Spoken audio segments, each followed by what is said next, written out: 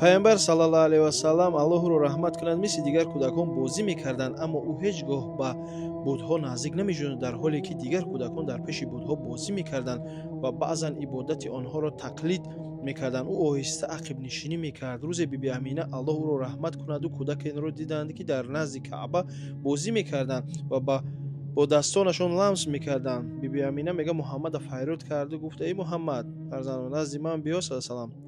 Каме баҳри чӣ гуфт бозӣ намекунӣ қатъи кӯдакҳо? Муҳаммад чаро бо онҳо бозӣ намекунӣ? Гуфт. Пайғамбари Худо бо чеҳраи бегуноҳ ҷавоб дод: модар, онҳо танҳо сангҳоянд, онҳо намешунаванд ва намебинанд. Ман дар онҳо ҳеҷ чизро намебинам. Мега дар оғӯш гирифташту фаҳмидаш, ки аз ҷониби Аллоҳ омадаги Муҳаммада пур аз чашк аз чашмонаш рехт. Мега ба оғӯш гирифт. хоб пайғамбари Муҳаммад саллаллоҳу алайҳи ва саллам 6 сола буд. Биби Амина мега тасмим гирифт, ки ӯро ба Мадина пеши хишовандонаш дар он ҷо зиндагӣ мекарданд ҳамроҳӣ кунад ва мехост, ки Муҳаммад қабри падарашро, ки дар Мадина буд, зиёрат кунад. Сафар душвор буду биёбони сӯзон, шутурҳо ва роҳҳои тӯлонӣ, аммо сабр ва ҷасорат дар чашмони Муҳаммад намоён буд. Онҳо тақрибан 1 моҳ дар Мадина монданду ва бо хешовандон вохӯрданд ва вақте ки ба қабри Абдуллоҳ наздик шуданду, биби Амина гуфт: писарам, падарат дар ин ҷо хоб аст. Гуфт: туро хеле дӯст медорад.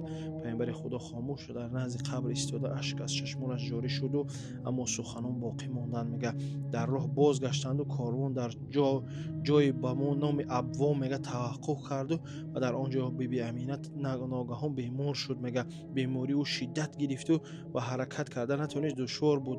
Овозаш ларзон писарашро ба оғӯш гирифту ва гуфт: писарам Муҳаммад, шояд дигар бо ту натавонам, аммо дар хотир дор, ки ту ҳеҷ гоҳ танҳо нахоҳӣ буд. Аллоҳ ҳамеша бо ту хоҳад буд ва туро рисолати бузурге хоҳад дошт, ки кисари дигар онро ба ӯҳда нахоҳад гирифт. Дар 6-солагӣ Пайғамбари Худо саллаллоҳу алайҳи ва саллам ашк мерехт, аммо чеҳрааш пур аз эътимод ором буданд. Пас аз муддати биби Амина аз олам чашм гузашту ва ашки Муҳаммад ҷорӣ шуданду гирифтанд. Корвон ба Макка баргашту ва писарро ба бувояш Абдулмутталиб супурданд. Абдулмутталиб низ амарги келинашро огоҳ шуду гирья кард, аммо набераашро ба оғӯш гирифту гуфт: писарам, ин имтиҳоне аз ҷониби Парвардигор аст. Натарс, ман ҳамеша бо ту хоҳам буд.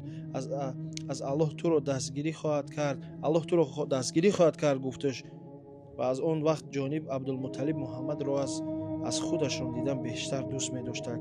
Аллоҳи меҳрубон ҳамон дар замонаш нигаҳ дорад. Салому алайкум.